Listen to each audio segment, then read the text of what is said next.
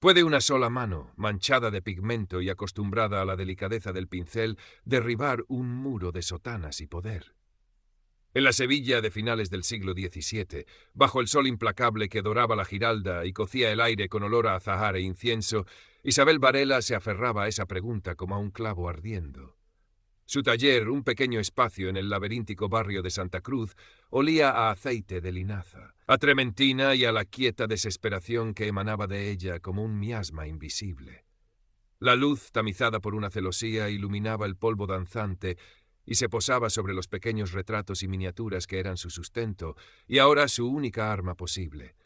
Cada trazo preciso sobre el marfil o el pergamino era un acto de disciplina férrea, un intento de canalizar la furia helada que le atenazaba el corazón desde que la sombra de Fray Rodrigo de Guzmán se cernió sobre su familia. Isabel recordaba a Ana, su hermana menor, no como la novicia pálida y silenciosa que ahora habitaba tras los muros del convento de Santa Paula, sino como la muchacha vibrante cuya risa resonaba en el patio familiar. ¿Qué había ocurrido exactamente? Los detalles eran brumosos, susurrados con miedo por vecinos compasivos, reconstruidos a partir de silencios elocuentes. Un rechazo, una mirada inconveniente, una verdad presenciada que Fray Rodrigo, influyente y temido miembro de una orden poderosa, no podía permitir que saliera a la luz. La acusación cayó como una losa, conducta impropia, ligereza indigna de una joven decente. El honor familiar, tan quebradizo como el cristal en aquella sociedad, se hizo añicos.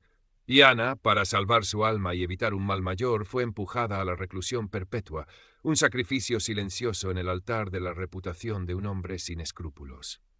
El padre de I sobrevivió a la vergüenza, su madre se consumía lentamente en una pena silenciosa.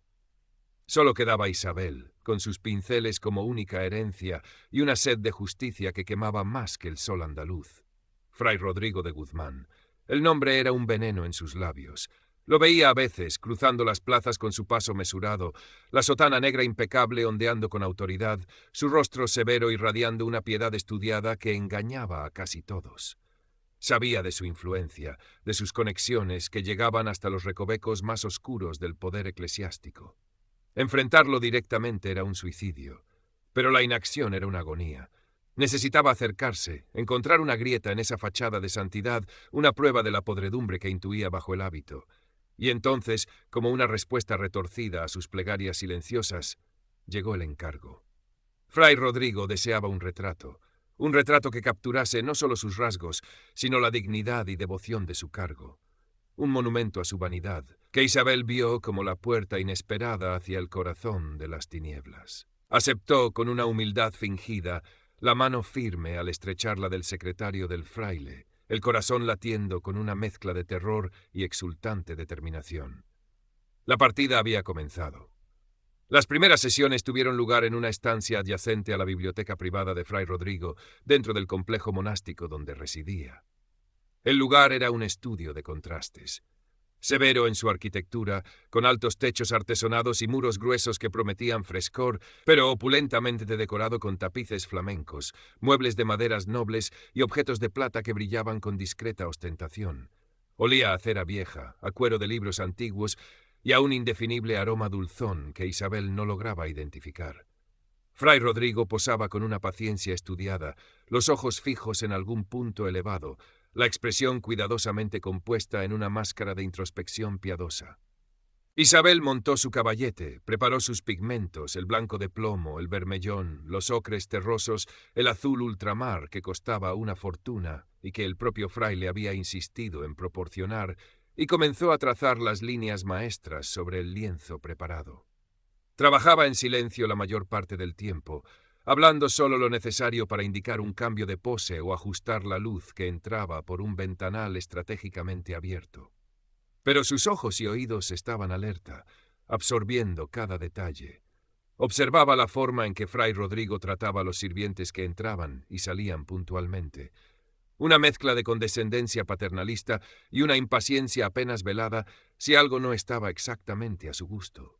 Escuchaba los fragmentos de conversaciones que llegaban desde la biblioteca o el pasillo, negociaciones veladas, favores solicitados y concedidos, nombres de personajes influyentes mencionados con familiaridad. Notó la calidad de la comida que le servían en privado, mucho más rica y abundante de lo que cabría esperar de un hombre dedicado a la vida ascética. Fue durante esas primeras semanas que conoció mejor a los otros dos habitantes clave de aquel microcosmos, Mateo, el joven secretario, y doña Elvira, la ama de llaves. Mateo era un muchacho delgado, de unos 20 años, con ojos inteligentes pero inquietos y una palidez que hablaba de horas encerrado entre legajos.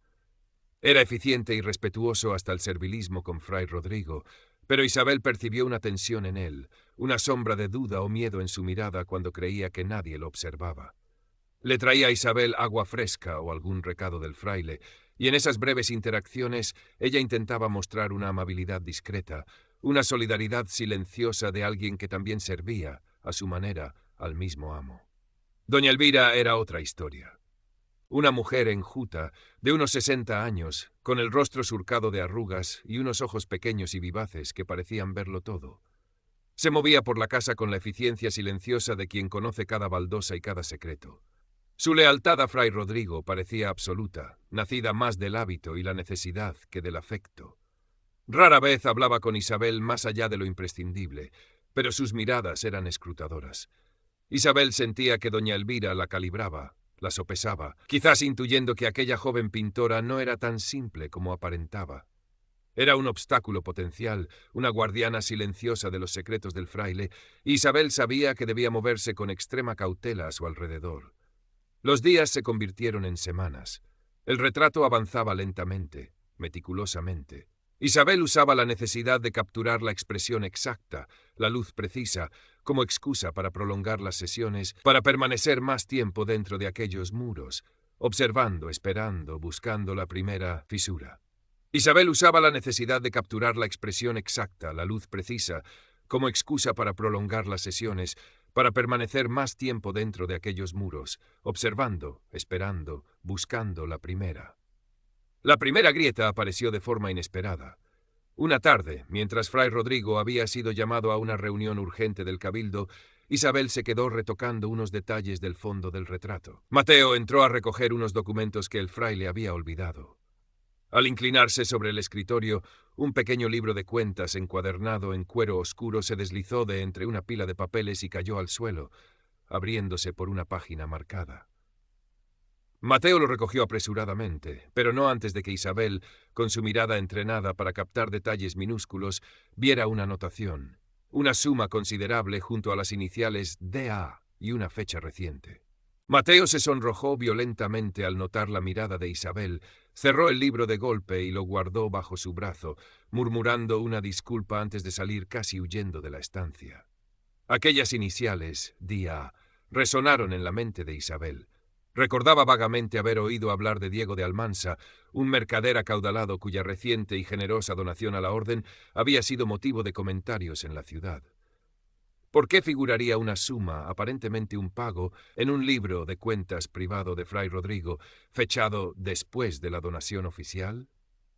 La duda se instaló en su mente como una semilla venenosa. Comenzó a prestar aún más atención a las finanzas, a los comentarios sobre gastos y donaciones. Notó la discrepancia entre la supuesta austeridad de la orden y los evidentes lujos personales de Fray Rodrigo.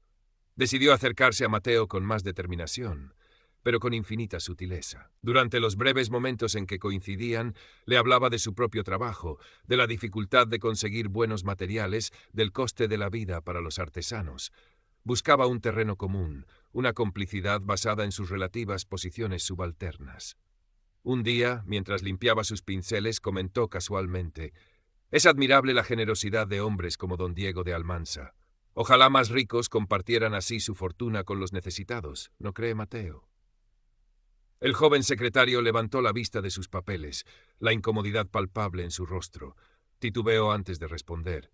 «La caridad tiene muchas formas, señorita Varela, y a veces las apariencias no reflejan toda la verdad».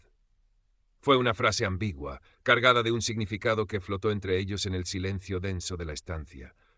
Isabel no presionó, simplemente asintió con gravedad, dejando que la semilla de la duda que había sembrado en Mateo germinara. Sabía que forzarlo sería contraproducente. Él debía llegar a sus propias conclusiones, sentir el peso de la complicidad silenciosa hasta que fuera insoportable. Mientras tanto, continuaba con el retrato. Ahora, cada pincelada sobre el rostro de Fray Rodrigo era un acto consciente.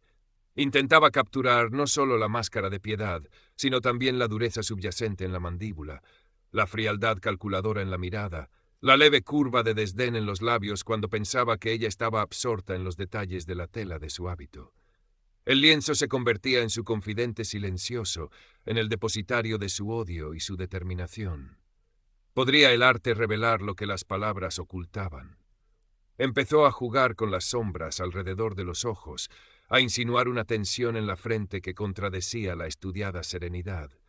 Pequeños detalles que solo una mirada muy atenta o una conciencia culpable podrían interpretar. Current Part Characters, 3878, Total Characters, 1228. Las visitas al convento de Santa Paula eran una tortura y un acicate. El locutorio era frío, impersonal, la doble reja una barrera física y simbólica casi insalvable. Ana estaba más delgada, su rostro pálido enmarcado por la toca blanca tenía una transparencia dolorosa. Sus ojos, antes vivaces, parecían haberse vuelto hacia adentro, perdidos en un paisaje interior de miedo o resignación. Hablaban de trivialidades, del tiempo, de las pequeñas labores del convento. Isabel le llevaba dulces o algún retal de tela bonita, regalos absurdos que solo subrayaban la impotencia de su situación. Nunca hablaban directamente de Fray Rodrigo ni de lo ocurrido. El miedo flotaba entre ellas, espeso como el aire viciado del locutorio. Pero en la mirada de Ana, a veces Isabel creía percibir una chispa de la antigua hermana, un ruego silencioso, una pregunta. ¿Harás algo?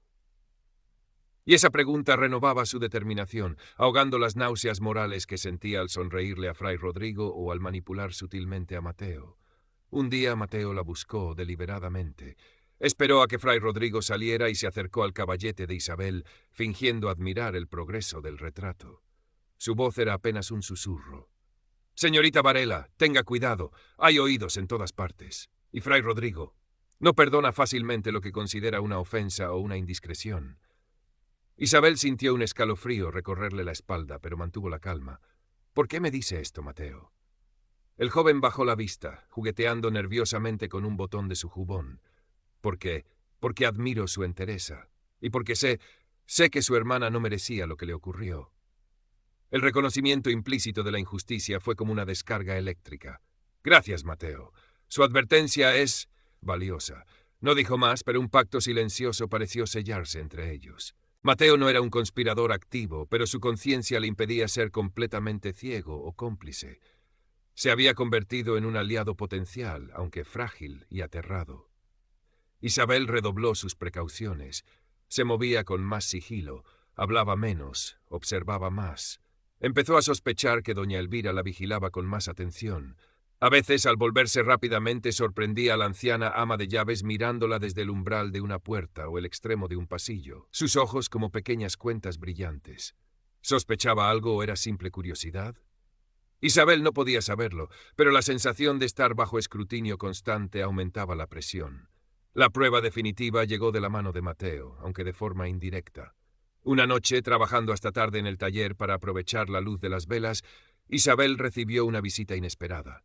Era Mateo, agitado y pálido. «Señorita Varela, disculpe la hora, pero Fray Rodrigo me ha pedido que queme unos papeles viejos en la chimenea de la cocina. Dijo que no tenían importancia, pero...» titubeó, mirando hacia la puerta como si temiera ser descubierto. «Pero entre ellos encontré esto».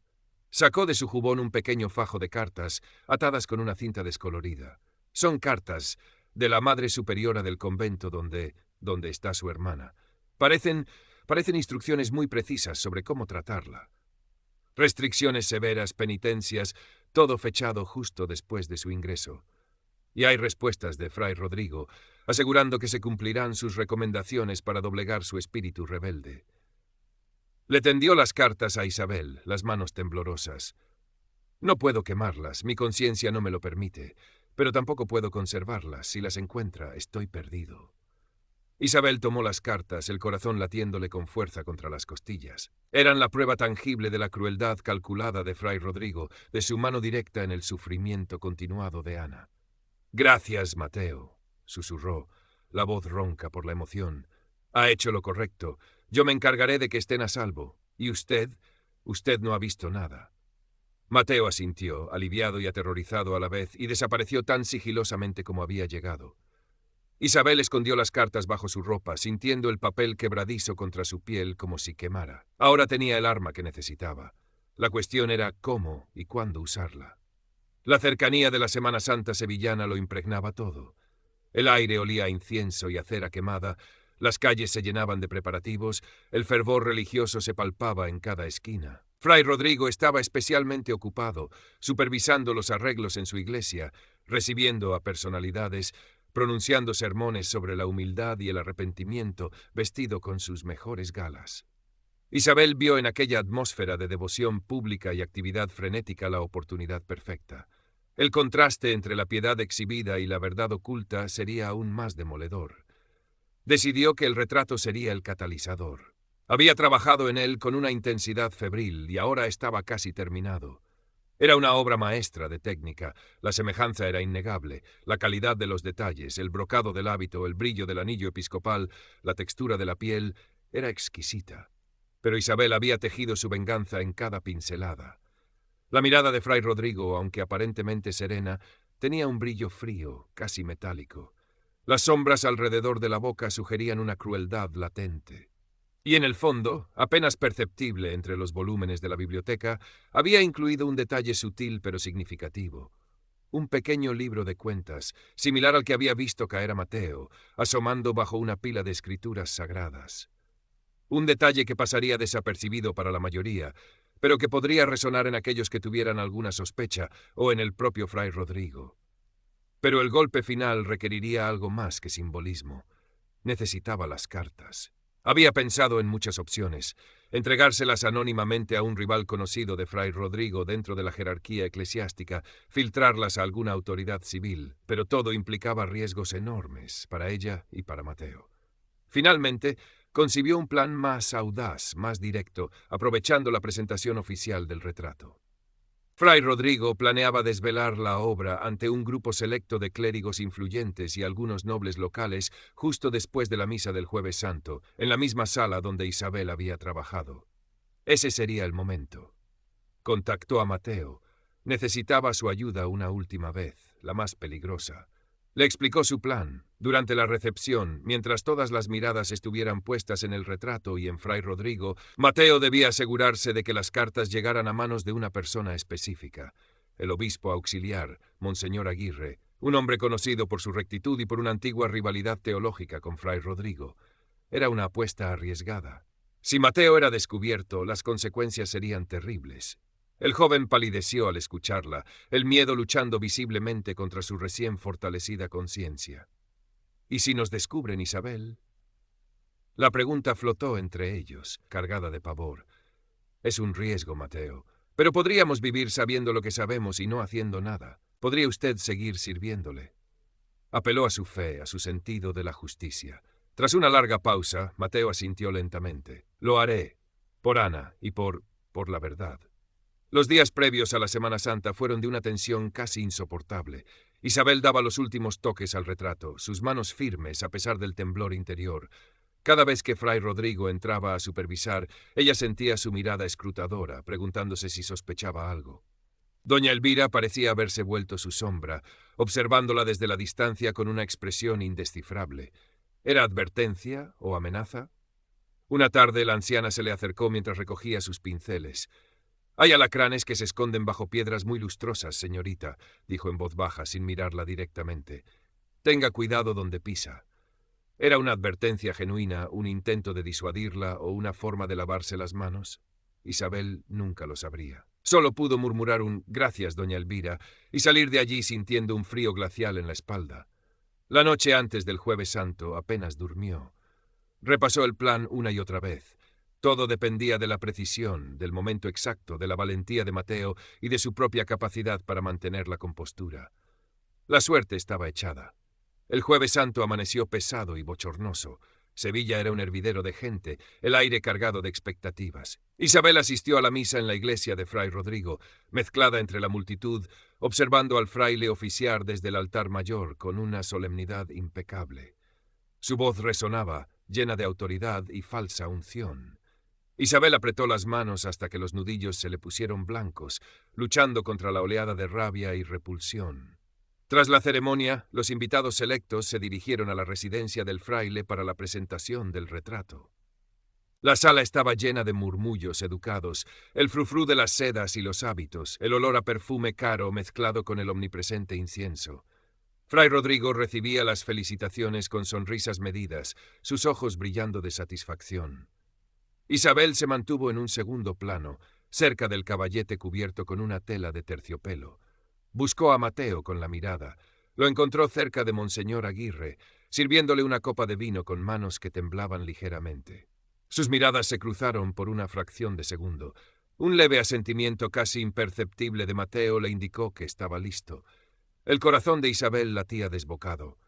Doña Elvira supervisaba el servicio con su habitual eficiencia silenciosa, pero sus ojos no se apartaban de Mateo y de Isabel. Llegó el momento. Fray Rodrigo hizo una señal y el silencio se hizo en la sala. Pronunció unas palabras sobre el arte como reflejo de la devoción, sobre el talento de la joven artista que había sabido captar la esencia del servicio a Dios. Entonces, con un gesto teatral, tiró de la tela de terciopelo, revelando el retrato. Se produjo un murmullo de admiración. La calidad técnica era innegable. Los invitados se acercaron para observar los detalles. Fray Rodrigo sonreía, henchido de orgullo. Isabel contuvo la respiración. Fue entonces cuando Monseñor Aguirre, que observaba el cuadro con atención, frunció levemente el ceño. Su mirada se detuvo en el fondo, en el detalle del libro de cuentas asomando bajo las escrituras. No dijo nada, pero un cambio sutil en su expresión indicó que había captado la insinuación. En ese preciso instante, mientras la atención se centraba en el obispo auxiliar y en el propio fray Rodrigo que seguía su mirada hacia el detalle incómodo, Mateo se acercó a Monseñor Aguirre como para ofrecerle más vino. Con un movimiento rápido y discreto, deslizó el pequeño fajo de cartas en la mano del prelado.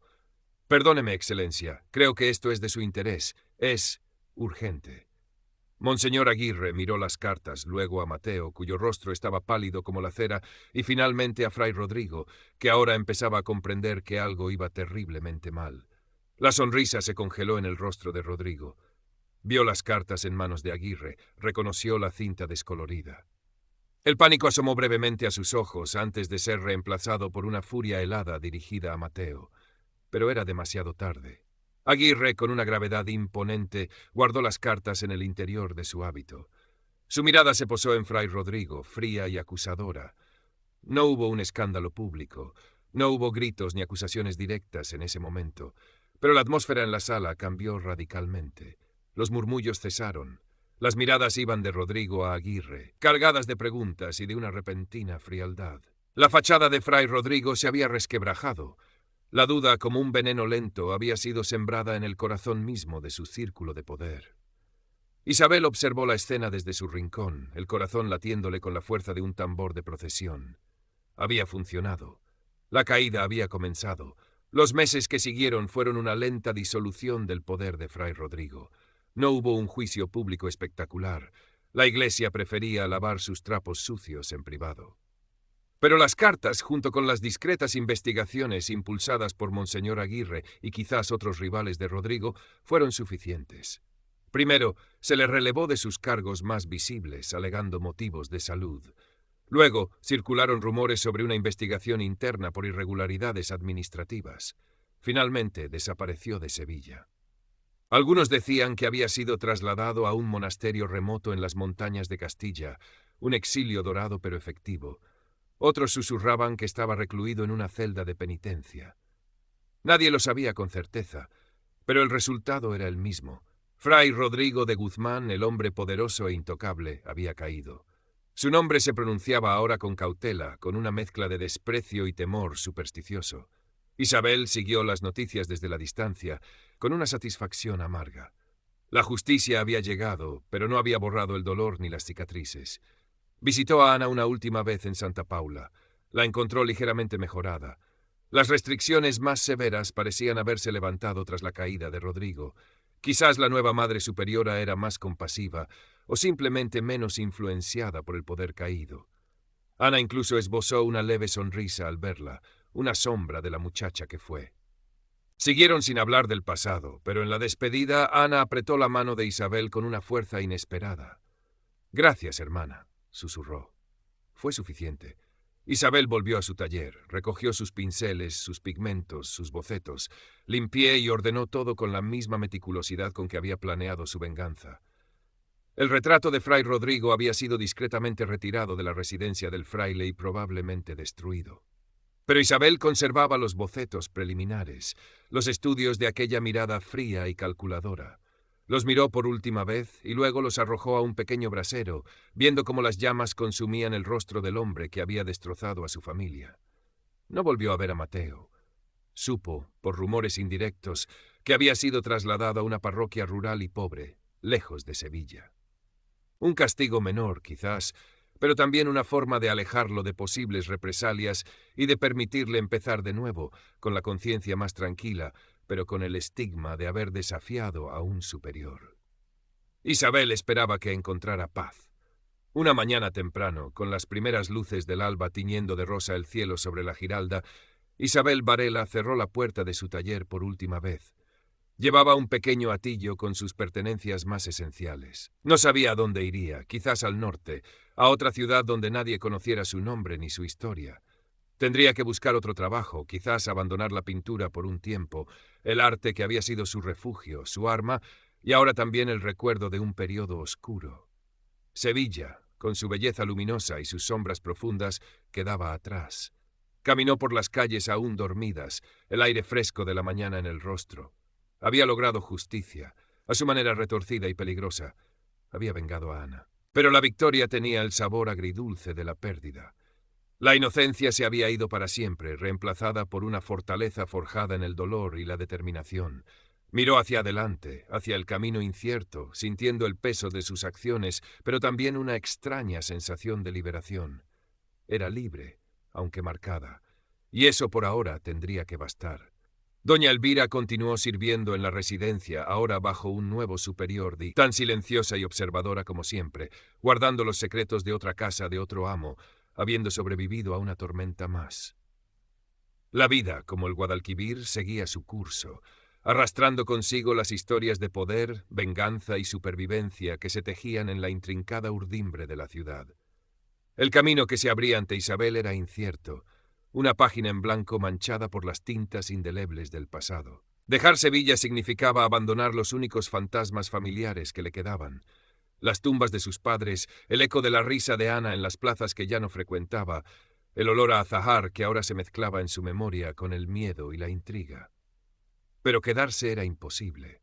Cada esquina, cada rostro familiar, cada sombra proyectada por los altos muros de iglesias y conventos le recordaría el precio de su victoria. Necesitaba aire nuevo, un lugar donde el nombre Varela no significara nada, donde pudiera ser simplemente Isabel, una mujer con manos hábiles y una mirada que había visto demasiado.